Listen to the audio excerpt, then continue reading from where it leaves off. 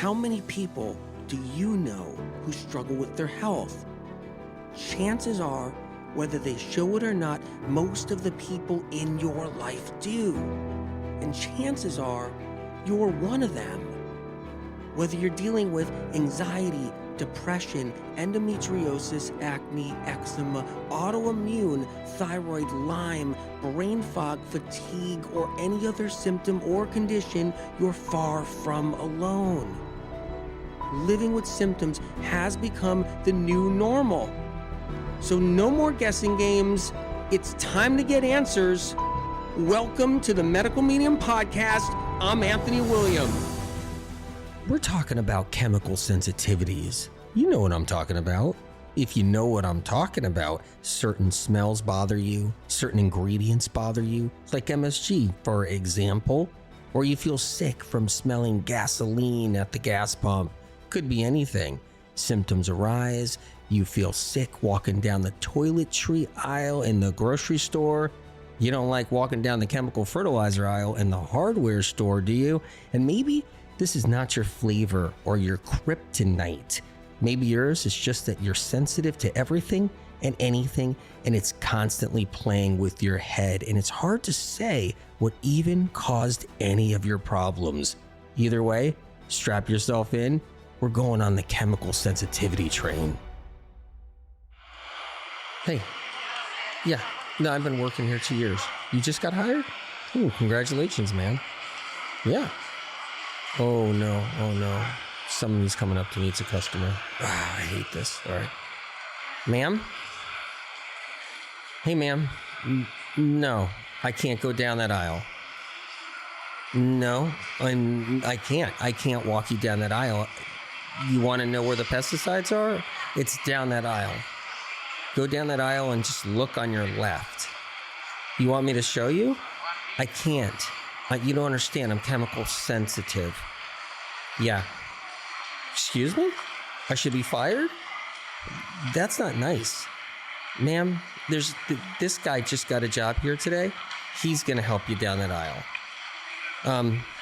What do you mean you're chemical sensitive too? No, you're not. You're just saying that because I'm chemical sensitive. No, you can't be using that as excuse if you're not chemical sensitive, dude. No, ma'am, he's going to take you down. You're not? I'm not taking you down. Ma'am, I'm not taking you down either. Every time I go around those chemicals, I get lightheaded and I almost throw up. Ma'am, do you want me to throw up on you? Because I will if you take me down that aisle. Yeah, because I start to hive out and I get nauseous and I get sensitive. Yeah, but you don't get it. My hand soap has to be a certain kind of hand soap for my skin or my hand rips apart. And my dentist knows I'm latex sensitive too, where my mouth reacts. And I get this weird flavor in my mouth and I get tightness in the chest and I get short of breath. Yeah, do you have any of that? No, you don't. Exactly, but I do. This is serious. I'm not going down that aisle. You're going to talk to the manager?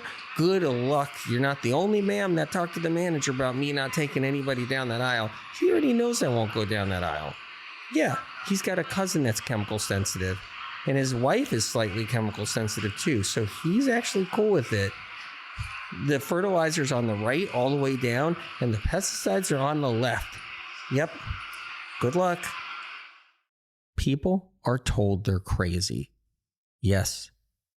Thousands and thousands and thousands of them. Over the years, people have suffered with chemical sensitivities and they've been told they're crazy. And then there's people that don't know they're chemical sensitive and they're told they're crazy. Why are they told they're crazy? Because of their crazy symptoms. The symptoms they have are crazy to other people. Tremors, vibrations through the body, tics and spasms, anxiety, aches and pains that revolve all around the body and move and shift, mystery rashes that pop up, mystery hives that appear out of nowhere, shortness of breath out of nowhere, tightness of the chest, pain in the neck and throat, spasms all around the body, restless legs at night, swollen hands, puffy skin, red patches, rashes, itchy bumps, feeling like you're overheated, little tingles on the end of your fingers, unexplainable little tickle in your throat that makes you cough out of nowhere, lightheadedness, nausea, and uneasiness in the stomach and the pit of the stomach, and the list goes on. And people, they're told they're crazy at least years ago. Now it's more accepted. Now it's like, oh, you're one of them, chemical sensitive person. Okay. And doctors now, when they see their patients and their patients come in and their patient says, I'm chemical sensitive, I react to everything. Doctors now go, oh, okay, you're one of them. I understand. I can try to talk you through this.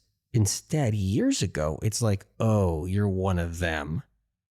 There needs to be like millions of apologies issued to all these people that went through hell, living hell because they were chemical sensitive all these years.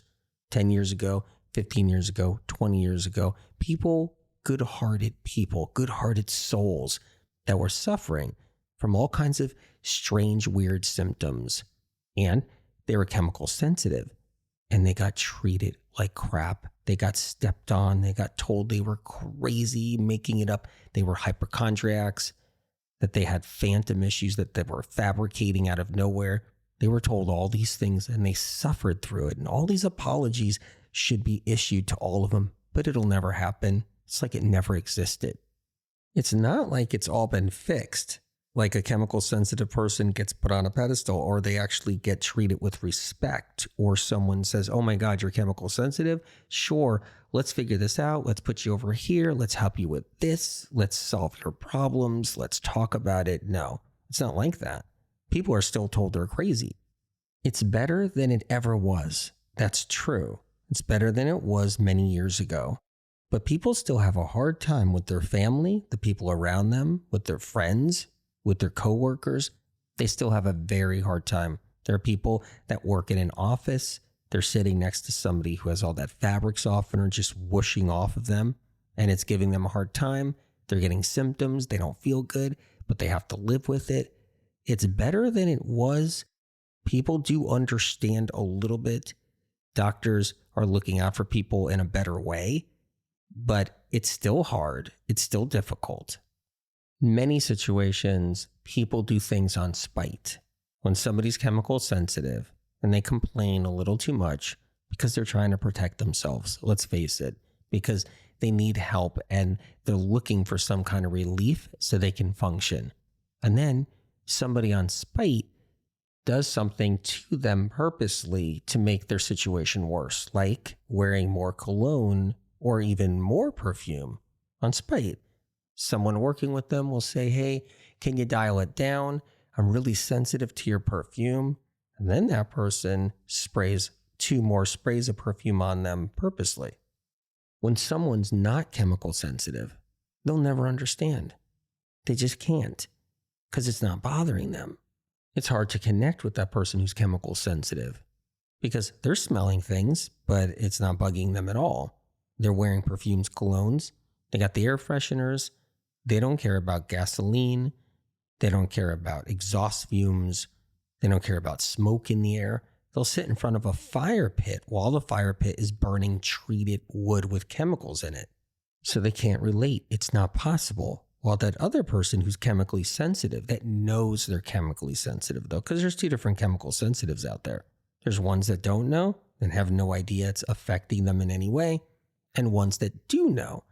And the ones that do know that the fire pit's bothering their sinuses, making their chest all tight, making them not feel good. They know the air fresheners are making them sick. They know the colognes and perfumes are waking out their nervous systems. They know these things. And to the other person, they sound like they're hypochondriacs and that they're crazy, but they're not.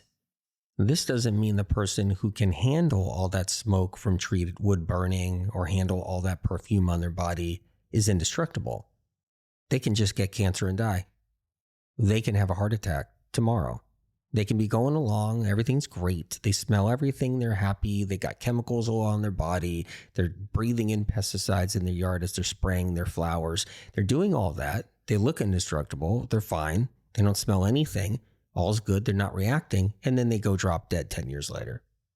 And it also doesn't mean that they're never going to become chemical sensitive in their life. See, that's not true either. They could become chemical sensitive down the road. In fact, they could become chemical sensitive and not even know it. So as they got that fabric softener cooking in the dryer, and they got that detergent, and they got all kinds of chemicals, cleaning products that are actually dangerous in their house, and they're breathing it all in while they're trying to kill a spider with a can of toxic pesticide. While they're doing all of this and breathing in all kinds of crazy stuff, they can become chemical sensitive, get symptoms from it, run to 100 doctors and not realize all those chemicals are pushing their body over the edge. Now, what does chemical sensitive even mean? What's really happening?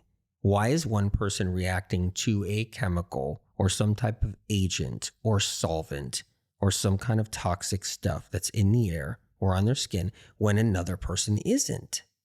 Because their scale is tipped. Someone becomes chemical sensitive because they're being triggered. The chemicals, whatever form or shape they're in, are triggering them. They're lowering their immune system, which is already lowered. They're antagonizing their nervous system, which is already inflamed. They're overburdening the liver, which is already overburdened. And the chemicals are acting as a trigger, which is feeding pathogens and bugs, which were already being fed by other chemicals in the person's body because the scale has been tipped earlier on.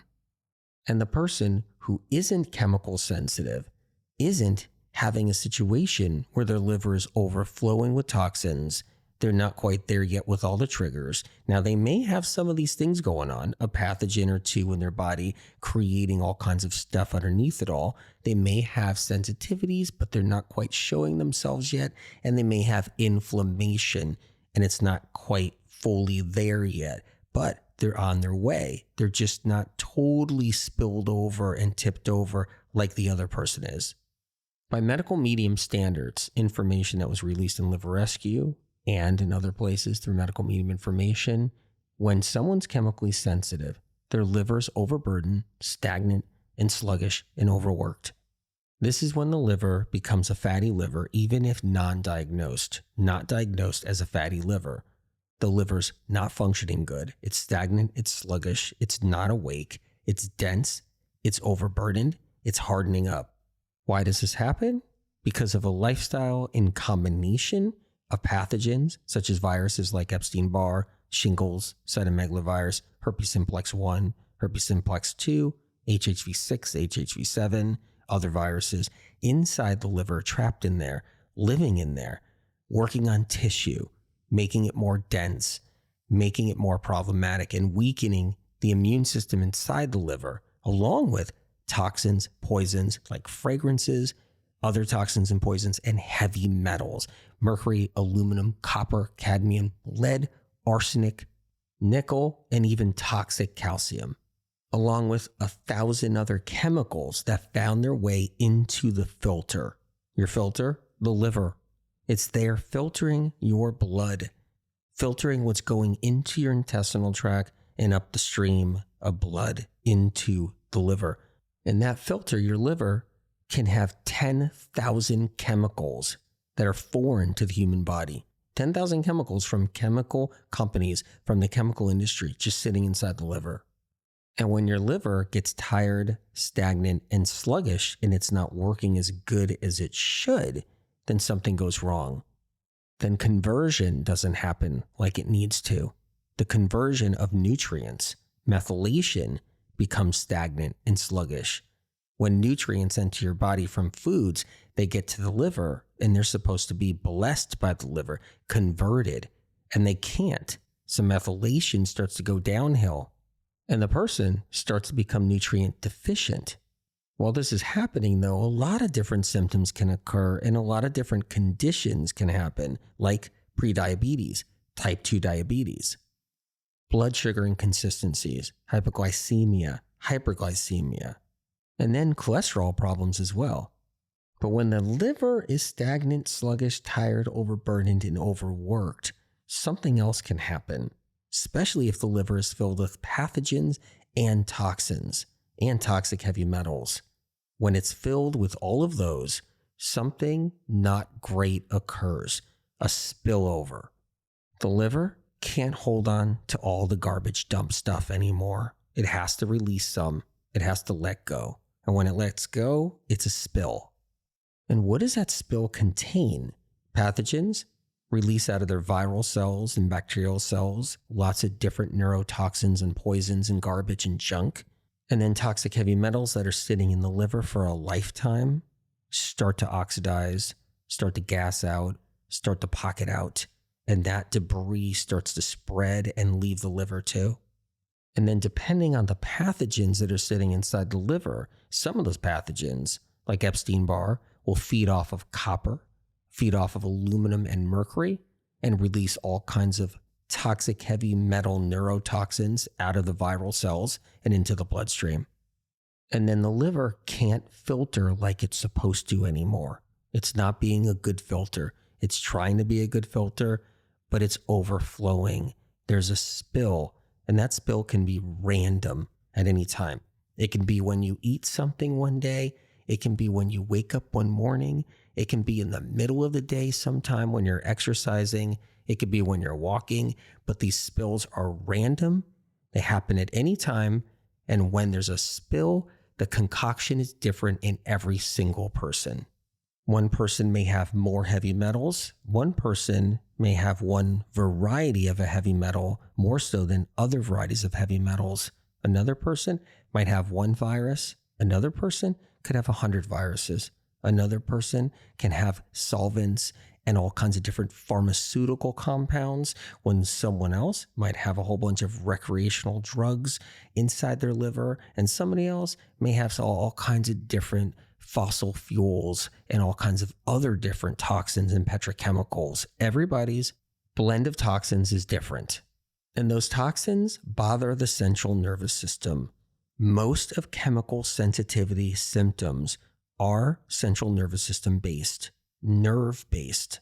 When somebody's spill is filled with all kinds of different toxins from toxic heavy metals and from pathogens and other chemicals, and they actually leave the liver, they attach themselves to the nerves. So most symptoms in the chemical sensitivity world are from nervous system symptoms, nervous systems that are inflamed and hypersensitive. And then another portion of symptoms in the chemical sensitivity world, those are skin issues and swelling issues. This is when the spill is a different recipe of chemicals and toxins and pathogen debris. And somebody's skin can react. Hives, different kind of red blotches, different kind of spots, itchy bumps, all kinds of different skin conditions. And then swelling in the knuckles, stiffness in the knuckles, swelling in the hands, swelling in the elbows, lymphatic swelling, lymphedema all through the body, all kinds of different water retention. All these symptoms can really perplex people, complicate their lives, and confuse their doctors, their practitioners, their healthcare providers, their health coaches, their therapists, their psychiatrists. All of them can get confused by these symptoms. And people get diagnosed with all kinds of different mental conditions because of chemical sensitivities. People will tell them, well, we think we have OCD right here, or ADHD, or ADD, or we have bipolar, or some other condition they get diagnosed with, because they're sitting there worried and they have anxiety. They're worried about the carpet being pulled from underneath them. They're worried about going down. They're worried about can't get in their car. They have panic attacks, anxiety conditions, all kinds of different symptoms, and they're nervous and they're living their life extra nervous because of it. And it's like a snowball going down a mountainside where it's just going down and gathering all this debris and getting larger and larger and larger until it finally just spills onto a village. It's that concerning, that difficult, and that complex. One of the biggest fears that people who have chemical sensitivities have is the dentist chair. If a dentist wears latex gloves and the hygienist wears latex gloves, that's a big concern for people who are chemical sensitive. If the dentist is using fluoride or wants to offer fluoride treatment, that's another big concern. And then it's the numbing agents. People who are chemical sensitive are concerned about the numbing agents. Lidocaine, Novocaine, Carbocaine, Septicaine, all the different numbing agents. They're worried, including the numbing gels.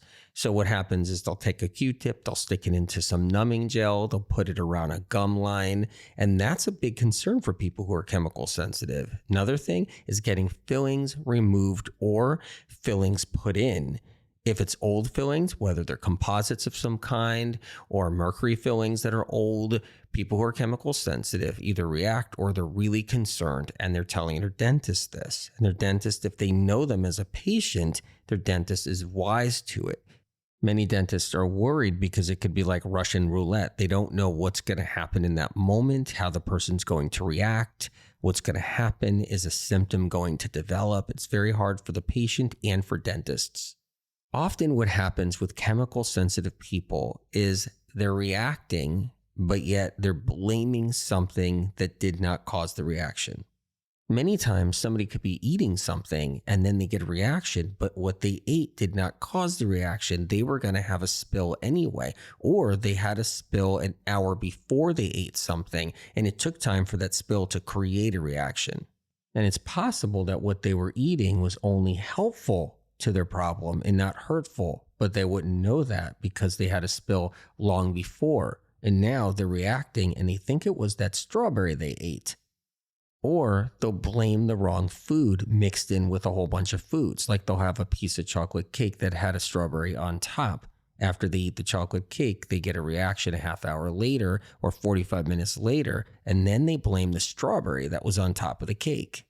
I can say 1,000 examples. We can go on and on all day about this. There's a lot of confusion. People don't know what creates the reactions.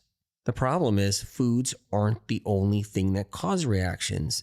In fact, foods cause the least amount of reactions. It's other stuff happening inside the body. It's a liver intoxicated with so many chemical compounds, so many different pathogenic chemicals and neurotoxins, and all of that is actually going through the bloodstream, hitting other organs and creating problems, and hitting nerves as well and creating nervous system symptoms. So in the end, it's not really the food. That's why somebody else can eat whatever food they want and they don't have any kind of chemical sensitivities.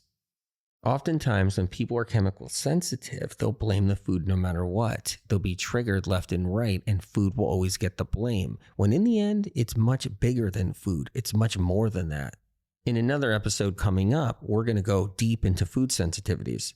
People who are chemical sensitive start reacting to everything, though. They react to air, they react to water, they react to food, they react to chemicals, they react to just about everything. And the problem is with that is if you take a healing food like lemon water, where you squeeze a half a lemon in a glass of water and drink that every morning to clean the liver, flush the kidneys of toxins. What happens is that when someone does that and they're chemical sensitive, and they're having any kind of reactions, they're going to be like, nope, I got to stay away from lemon water. I can't do it. I can't go near it. And then they get in trouble.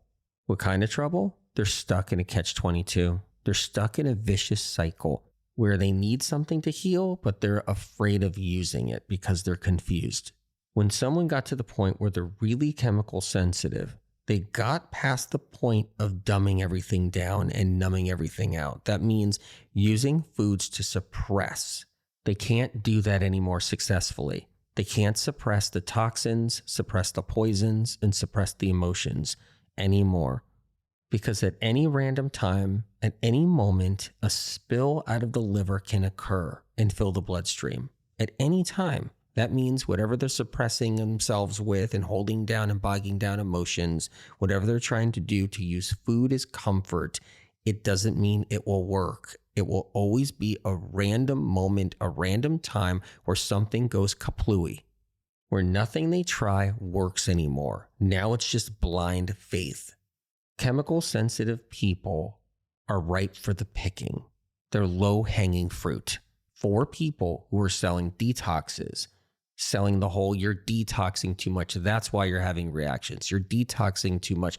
That's why you're sick. Try this concoction. Try these tinctures. Your pathways aren't open. Your detox pathways aren't working, which is ridiculous because there's no science or ability to see if their detox pathway is working. Science still doesn't even know what the detox pathway actually really is. It's all a theory, but they'll still sell that to you. And detox sellers will use the default mechanism. It's you and you're detoxing. That's what it is. But overloaded livers and liver spills does not mean you're detoxing. You could be sick and you're having spills. Your liver's overloaded, stagnant, and sluggish, and stuff is coming out of the liver. It's filling your bloodstream, but that still doesn't mean you are detoxing, because all of that spill, all of those toxins, is still going back into the liver. It's not leaving the body because whoever's offering the detox or the program or whatever they're selling is not properly getting the metals and the poisons and the toxins and the pathogens out of the body. So what's happening, instead of it leaving the body, it's circulating and going right back into the liver and making the person sick. And then they're telling the person, you're detoxing and our thing is working. Proper detoxing is when it leaves the liver and then leaves the body, because the person is doing the right things in order for that to happen. And when you're properly detoxing and it's leaving the body, less reactions are occurring over time. It's riding out the storm. When you do the right things, you could ride out the storm and get to the other side. And it's hard to ride out the storm with all the different stuff out there getting in the way, all the sharks selling all their crap, all the detox programs that have stuff in there that cause problems with the liver, and all the malarkey that's going on. It's hard to ride out the storm when you don't know where you are in the storm. You're on a boat in the middle of the ocean, there's a hurricane, and you don't know which way is north, south, west, and east. And even when you're doing the right things to cleanse, to heal, you can still get a brand new exposure that tips the scale for a moment, sends somebody backwards a little bit, scares them to death, and here we are right back into the catch-22 and the fear and the chaos where we have to ride out the storm, because there are new exposures people get every single day, and it adds on to things while they're trying to heal. There are people out there who are chemical sensitive, who aren't doing anybody's detox whatsoever, and they're having the same symptoms every day as people who are doing somebody's detox out there. And the chemical sensitive person who's doing somebody's detox out there is being told that they're detoxing, and that's why they're having reactions. Here are some quick tips if you're somebody that's chemical sensitive and you're struggling with all kinds of different symptoms. You want to kill pathogens. Taking away foods that feed pathogens. That's a great, gentle way to start. Remove gluten, remove eggs, remove dairy products, remove corn. Look into the anti-bug cleanse in Cleanse to Heal, the medical medium book in the book series Cleanse to Heal. That's a great place to start. The next place to start, bringing in a little bit of lemon water. Half squeezed lemon in a nice big glass of water every single morning. You can gently start there. You can even start with 4 ounces of lemon water or 2 ounces of lemon water. As you're going through that, and that's successful over time, because it will be, it's very healing, it's very gentle, then move into some celery juice after that. Start with 2 ounces of celery juice if you like, or 4 ounces, and you can build yourself up to eventually drinking 32 ounces of celery juice every single morning. Another option is keeping overt fats out of the diet in the morning. No peanut butter, no nuts, no oils, no eggs and dairy products, no meat or chicken or fish, no avocado until after noon. In the morning, keep overt fats out of the way. You can bring in steamed potatoes in the morning if you want something that feels satiating. You can bring in fruit. You can do the celery juice and the lemon water. You can do some raw honey if you like, but keep the overt fats out. Check out Cleanse to Heal, the morning cleanse. There's a lot of different options in there, and there's even a chemical and food sensitivity section in that book with a protocol. Another option, if you're chemical sensitive, is to bring in the heavy metal detox.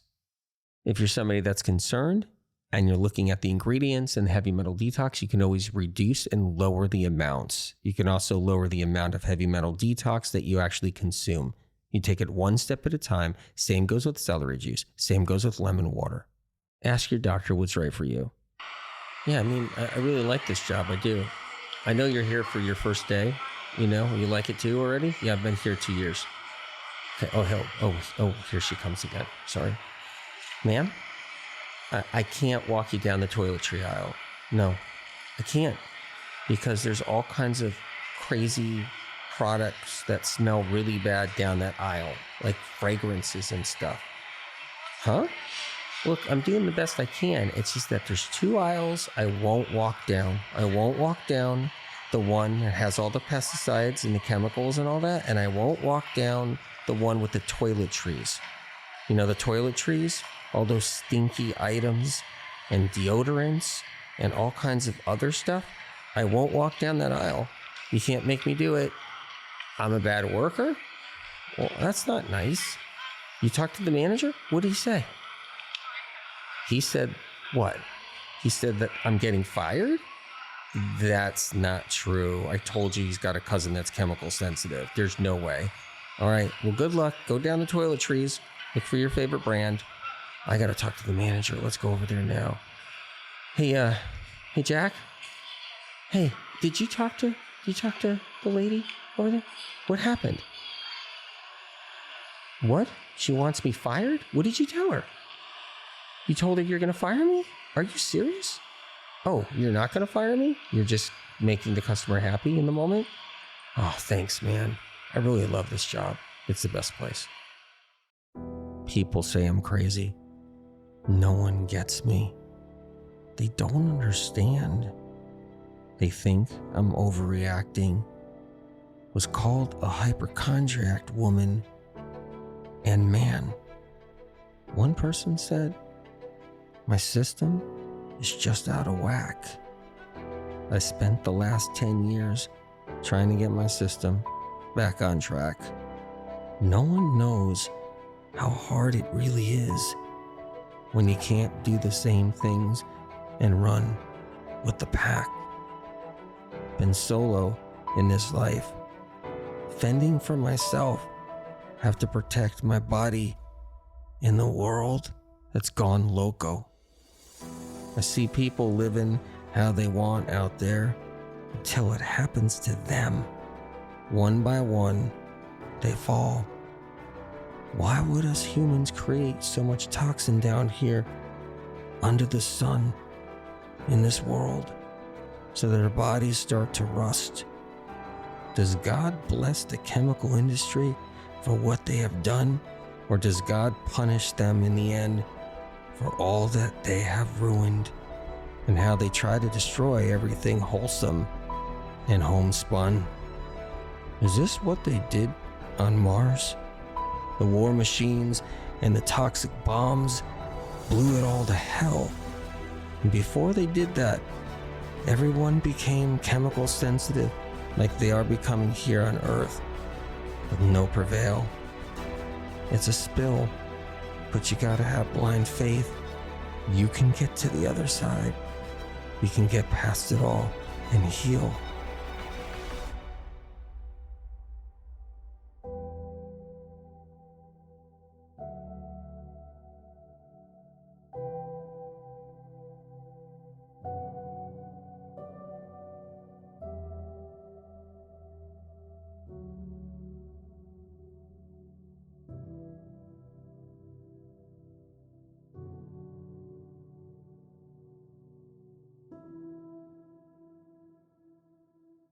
Original published medical medium information gets stolen and poached by podcast doctors, social media doctors, influencers, and medical clinics. Medical medium information has never yet been proven wrong by medical science and research. Instead, the opposite, only proven right and then taken from medical medium published material and used in the conventional and alternative health communities. Medical medium information continually sets the stage for medical science to understand chronic illness better. If you choose to share or use the original, unique content from the Medical Medium podcast, books, or Medical Medium social media, please cite where this information comes from, so others who see and learn of this information have a chance to know where it all originates, to give them an opportunity to heal, so they don't end up losing years of their life searching for answers like so many have before them. The Medical Medium information here on this podcast doesn't come from broken science, interest groups, medical funding with strings attached, botched research, lobbyists, internal kickbacks, persuaded belief systems, private panels of influencers, health field payoffs, trendy traps, or gathered bits and pieces of gimmicky confusion. Because chronic illness is exploding like never before in our modern day history, it takes a greater force than us down here. It takes a helping hand from above. Medical medium information has street cred.